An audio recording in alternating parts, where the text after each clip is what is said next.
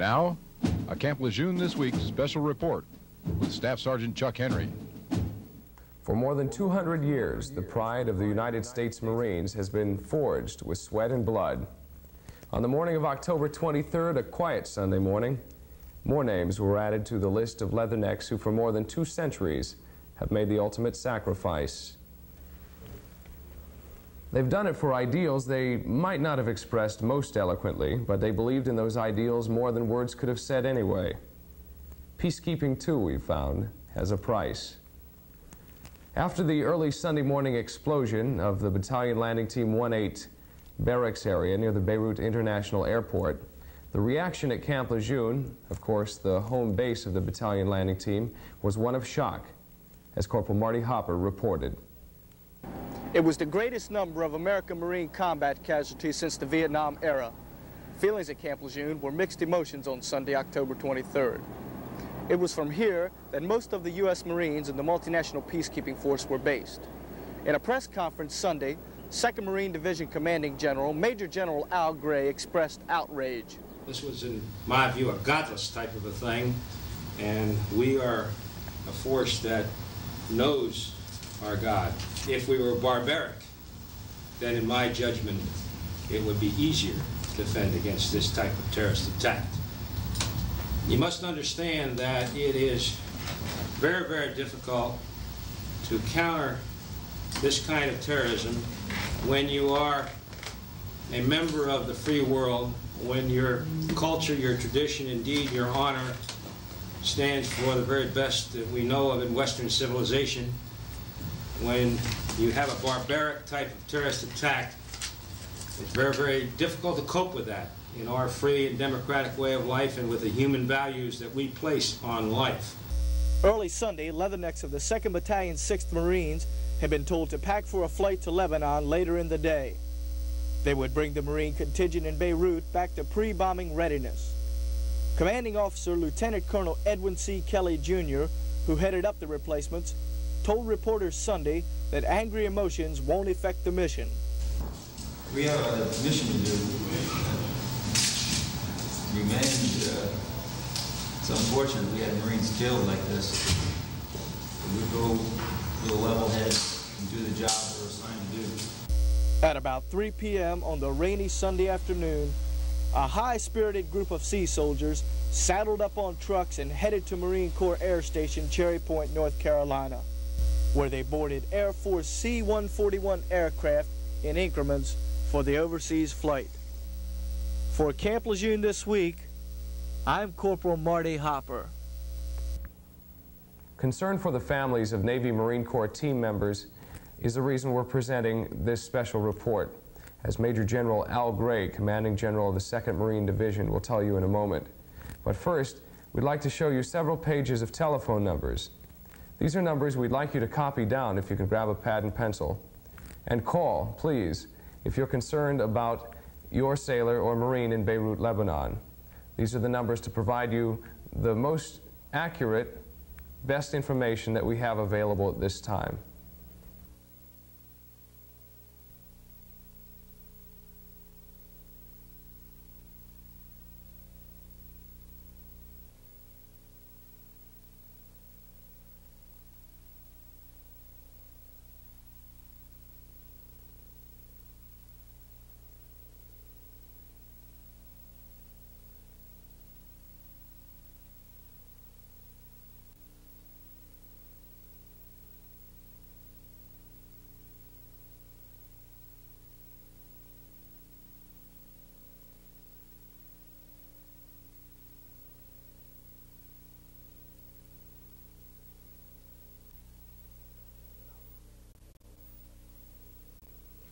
And now the Commanding General of the 2nd Marine Division, Major General Al Gray. We, of course, are all very, very saddened at the tragic number of casualties that we have suffered under the barbaric terrorist attack on our forces in Lebanon.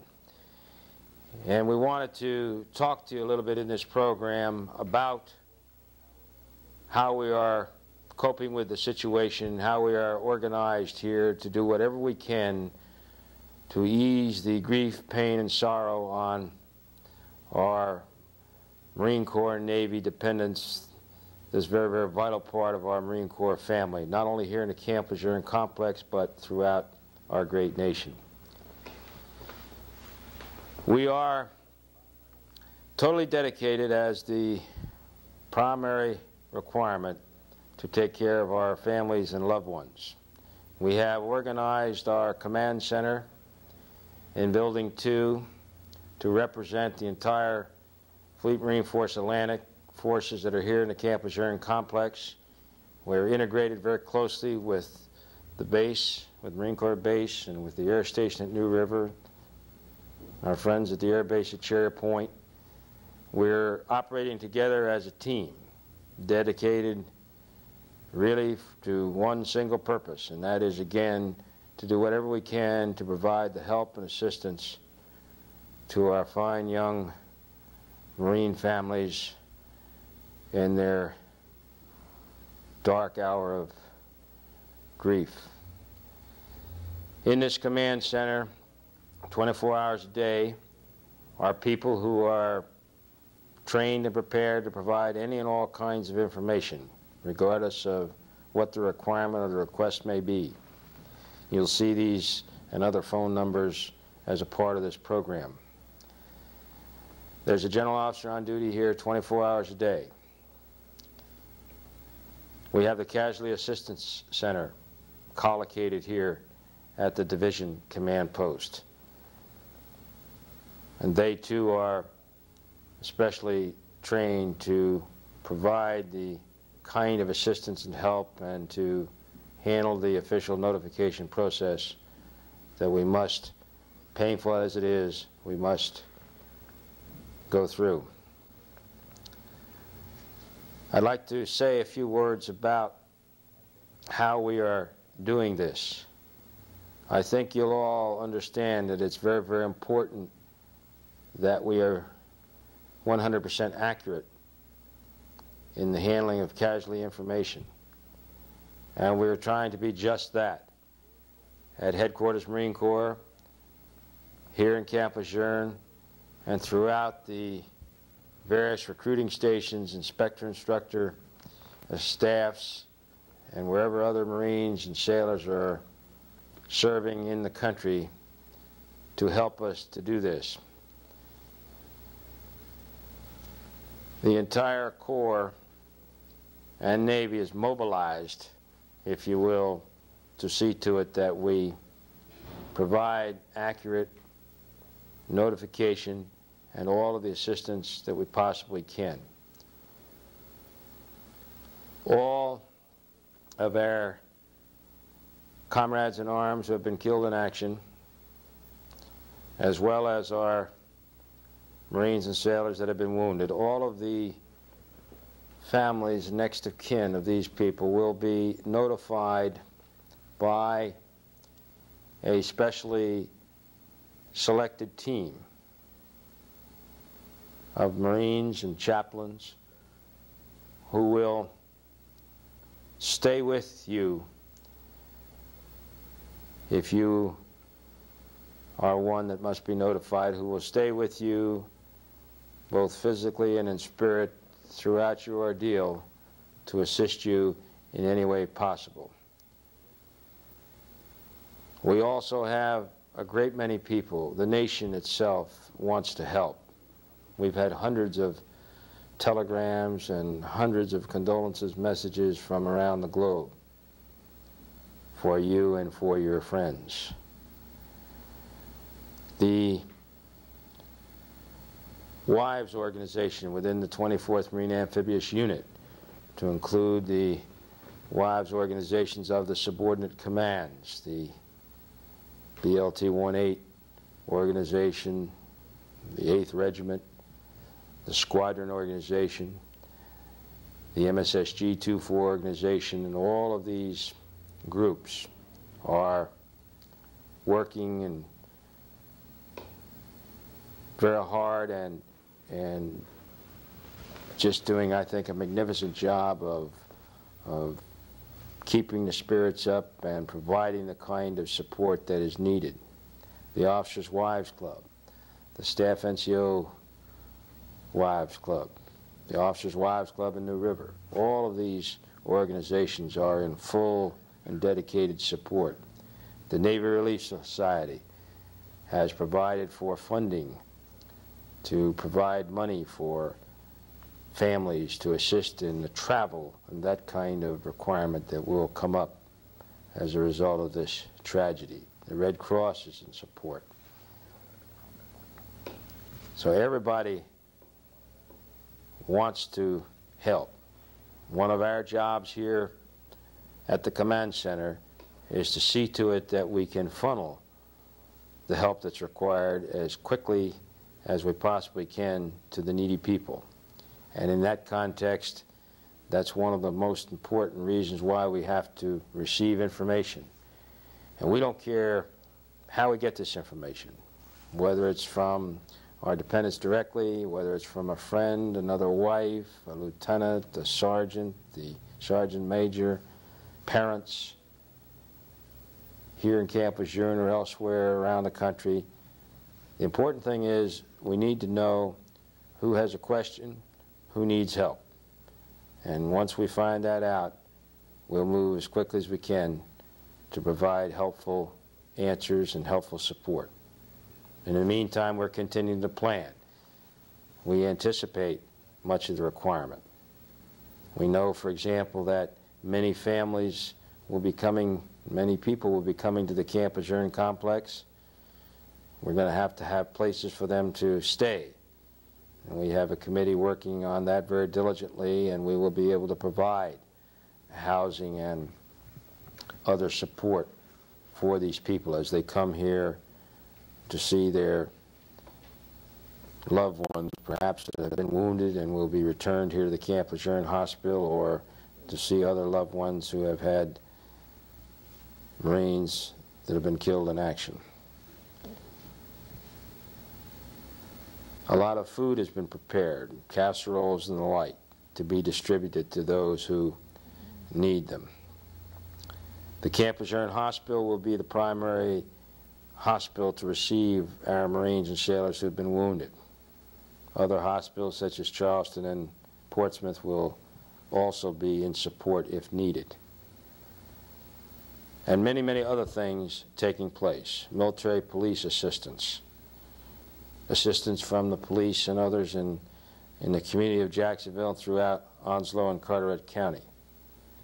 All of these kind of things are here, they're available, and we've energized them to provide whatever support we can. Again, on behalf of all Marines and sailors and all Americans everywhere, for all of you who have suffered a tragic loss, our hearts and our prayers are with you.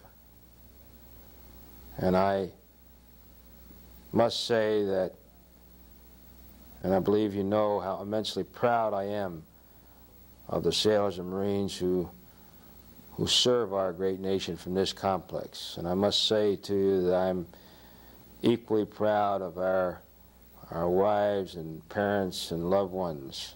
You have been magnificent in helping to see us through this tragic ordeal. And we indeed will see it through. And we will continue to do all the other things that we are expected to do.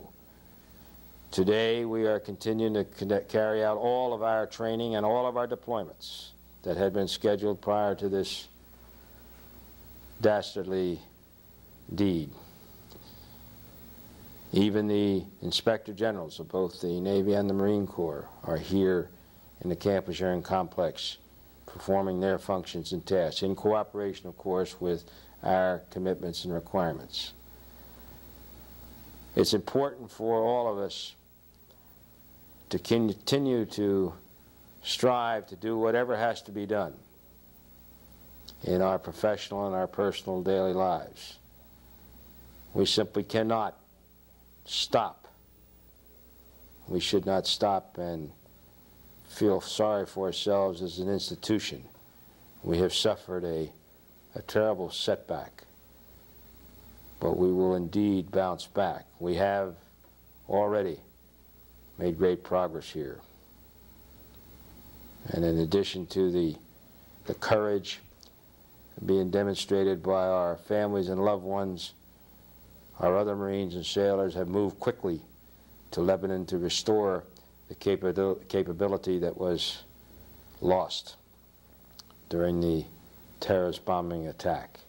And we indeed will continue with our resolve, and we will continue, as always, to be semper fidelis, always faithful to our corps, to our mission, to our country, and to our families and loved ones. The Commanding General of the 2nd Marine Division, Major General Al Gray. With me in the studio today is Chaplain Ed Olander. He's part of the team that General Gray mentioned is handling the very difficult task of assisting in the notification of families of Marines and sailors who have become victims of this recent tragedy. Chaplain, can you outline for me the procedure used in next of kin notification? Well, first of all, I want our folks out there in the viewing and listening area to understand that, as General Gray has pointed out so eloquently, we're doing everything we possibly can for the families of those Marines who were either injured or killed in this recent tragedy in Beirut. I've just been with Ed Lease, who right now is with the team that's working today to go with the CACO officer. I'm talking particularly about chaplains and line officers who are going out to make these visits. And Ed assures me that there is an attitude of prayerfulness and deep concern that what these individuals do together is done in a spirit that will be both well received and well understood. In that regard, we'd like our folks to remember, too, that along with all of you who are suffering from the various commands and communities in this tragedy, we, too, have had one of our chaplains who was, in effect, wounded in the blast over there. So we go out with a deep concern for all of you. I realize that this is a tough question, sir, and each case differs. But what do you tell the loved one of somebody who's gone through a tragedy like this? Where do they find their comfort? Well, to be sure, there is no pat answer to that one. Obviously, we are Marines. We are part of a Marine Navy fighting team, and I guess that says it all in some respects. The loved ones who have both been injured and killed have gone into their battles recognizing that along the way, as Marines, there have been such places indeed.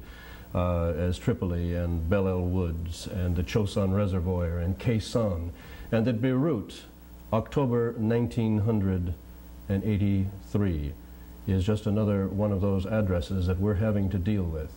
Interestingly enough, for those of us who come from a Judeo-Christian heritage, of course, we recognize only too well that, as Constantine told his soldiers, that next to fighting, obviously, the war because of our love of God, there is also that dulce et decorum est pro patria mori, that sweet and delicious death that one does have to give up for one's neighbor. And of course, Jesus put it eloquently that indeed there is no other love as great as the love that allows one to die for his friend. The direction that that kind of conversation, of course, can go with each family pretty much depends on the individuals, the chaplain, the CACO officer, and those who are involved in that particular setting. So it would be difficult for me than to say that these chaplains are along particularly to bring comfort and sustenance and encouragement at any level that it can be offered, and they mean to stand by their word. On a very pragmatic level, I understand that comforting support has been flowing in since the terrible Sunday incident locally. Yes, indeed. I've been overwhelmed personally. I've kind of been over in our Chaplains Command Center, if you want to call it that, over in Building 37 for many hours, along with Chaplain Radatsky and others on the staff over there. And it's just been overwhelming to us. A number of individuals here, the New River Baptist Association just called us a little while ago. We know that we have 8,000 prayer warriors out here in the Jacksonville area that are with us every step of the way. We have names, lists of volunteers who are calling in, Chaplain, we'll do anything. Just let us know. Taxis, bring a casserole over, wash the clothes, literally any, babysit, anything that is needed. And of course, you already have some phone numbers that have been published on the screen magazine, and I'm sure will be published again before our broadcast is finished. And these names and numbers are, I think, very useful for everyone. Also, I simply want to remind you that the unit chaplains here on the base, and now that we're a quad command, there must be at least 55 of us chaplains who will be available to you, along with your local clergyman I know in town, to meet whatever spiritual needs we can possibly address with you all. A practical consideration now for the families of wounded in action. Once a family finds out that their Marine or sailor was wounded, not killed, but is perhaps in a hospital in Europe right now, should they plan to visit them there, or what should... Thanks for asking that question. We almost had a young woman who found out that her husband had been wounded in action actually take off for Europe a few hours ago, and of course we made a double check, thankfully, found out that within the next 48 hours or so he would be returning here. So please don't make any precipitous plans, those of you who have had the good news that your loved one is alive and well in Europe, because obviously our folks over there are doing their utmost to get these people back to us as quickly as possible. If we can reiterate one thing, sir, that has been stressed over and over again, but you're yourself involved in the notification process, who exactly goes, and since the process is ongoing, who exactly goes to make notifications to the families of Marines or sailors who have died? All right, all over the nation, and of course including our local Jacksonville area, the team consists of a CACO officer, a casualty assistance officer, and a chaplain. And the idea, of course, there is that we can come with both a spiritual sustenance as well as some very practical tips and helps for the family. And there are a number of benefits and so forth that I don't think it's appropriate to go into right here and now, that the CACO officer will be talking about, insurance and other things that the family will want to have, even though the moment will be a shock and of enormous grief. We'll want to have some idea of what's, in effect, coming down the line. And I think if I had a last word to say in our broadcast, Staff Sergeant Henry, it's that indeed we are standing by. I said it before, just a moment ago, but we are standing by. Both the line side of the house, Marines really know how to look after their own. And it's a thrill to be in ministry here at this time, in spite of the tragedy and in spite of the awfulness of our task at the moment. But it is a thrilling and an awesome experience to be with a group of folks like Marines, who are doing their utmost right now to take the sting and the pain out of all of this that has happened. Thank you, Chaplain. Well, crises such as the recent Lebanon tragedy require drastic lifestyle adjustments among those who are left behind. To help ease the shock, a team of psychiatrists, psychologists, and chaplains from Virginia has been brought to Camp Lejeune. Corporal Marty Hopper reports on the special care that these people can provide Marine Corps and Navy families here. On Stone Street, near the Staff NCO housing area, comforting listeners await those who wish assistance. A special psychiatric, rapid, intervention team has been called in to help ease burdens during this trying time.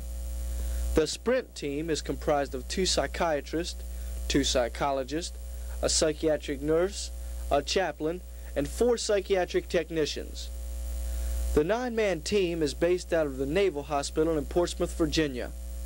In operation since 1977, the primary mission of the Sprint team, according to Sprint Staff Psychiatrist Lieutenant Commander Robert Pewter, is to help normal people conquer abnormal situations. We don't see people with problems. Interestingly enough, the concept of Sprint is mainly to prevent any sort of problems. We help normal people who are going through a very abnormal situation. We help them to continue their normal way of dealing with it and help to point out that the way they tend to deal with the disasters are basically healthy. In all the history of Sprint, I don't believe there have been any times when we've had to prescribe medications to anyone, that we've had to put them in the hospital or anything like that. We've been able to prevent a great deal of difficulty with the victims themselves and families and their co-workers. Sprint duty personnel can be reached 24 hours a day through any chaplain, casualty assistance team, or division surgeon. All that is necessary is to ask. For Camp Lejeune this week, I'm Corporal Marty Hopper. An equal amount of anxiety in situations such as this is felt by families of fighting men who are indeed alive and well. Corporal Tracy Dixon tells us of one local round-the-clock operation which helps speed the arrival of good news. The tragedy in Lebanon has left many worried, wondering if they will hear from those they love. This equipment is helping to ease the fears of many wives and parents. They're radio receiver transmitters located in the military-affiliated radio station on Camp Lejeune. The Mars station receives and transmits message traffic from other amateur radio stations on major military installations. Since the bombing incident in Lebanon, the workload at Camp Lejeune's Mars station has increased tremendously from an average of 15 messages a day to 150 and more. Corporal Nancy Dunning is a Mars radio operator who doesn't mind the increased workload because it gives her a sense of gratification to hear the relief in voices learning that a son or a husband is fine. Most of the women are crying. They're very happy to hear from me. I had a lot of fathers. Oh, thank God, you know, that I heard from my son. The women, it was great, you know. They're very happy to hear from us. Messages received for passing on to areas outside Jacksonville are retransmitted to other Mars stations, many manned by volunteer civilians in the U.S. for hometown delivery. Operating on 16 frequencies, they only have to search and find to get that clear and often reassuring voice from Lebanon. For Camp Lejeune this week, I'm Corporal Tracy Dixon. Building 14 on Camp Lejeune has for a long time now been a source of comfort and assistance for families here. At the Family Assistance Center there, Corporal Dave Sampson talked with local coordinators of 2 assistance groups to find out how their long-standing offers of a helping hand will aid during this current crisis. Building 14 aboard Camp Lejeune houses 2 service organizations whose main goal is to help military members in time of need. One of these service organizations is the Camp Lejeune Auxiliary of the Navy Relief Society. In response to the bombing in Beirut, Navy Relief has added extra space to aid in assisting dependents or service members involved in this tragedy. Many area residents have volunteered their time and energy to Navy Relief, including people from the North Carolina Department of Social Services. Will the needs of Camp Lejeune residents change any of Navy Relief's policies? Donald Larson is the Society's executive director. Of course, our normal policies will probably be overlooked a little bit or sidestepped because we really aim to accommodate what assistance that we need to give to assist any of the dependents out of this situation. I don't anticipate any problems with manpower here at all. I don't anticipate any problems with space, and I feel that we're in position to do whatever assistance that's necessary. Right down the hall from the Navy Relief Society are the offices of the American Red Cross.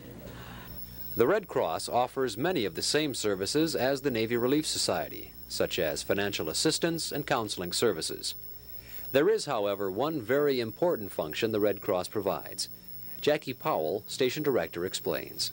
We can offer rapid communications to members of the family throughout the United States and even overseas if the family should be assigned near or assigned to military installations outside the continental United States.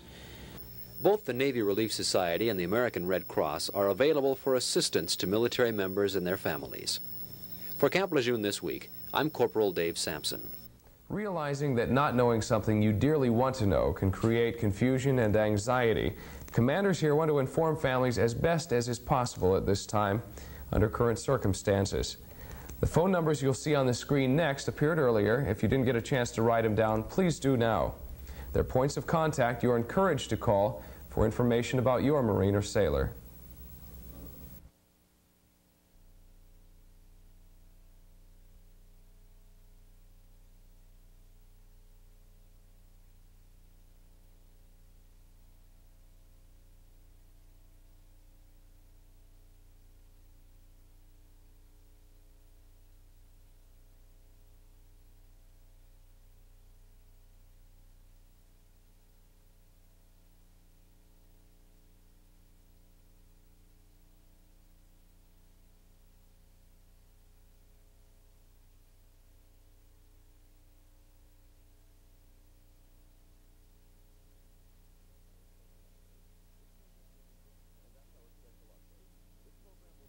And that's our special update. This program will be broadcast again soon. Please make use of the phone numbers provided for your information and pray for our fighting men. I'm Staff Sergeant Chuck Henry. Thank you. This has been a Camp Lejeune This Week special report.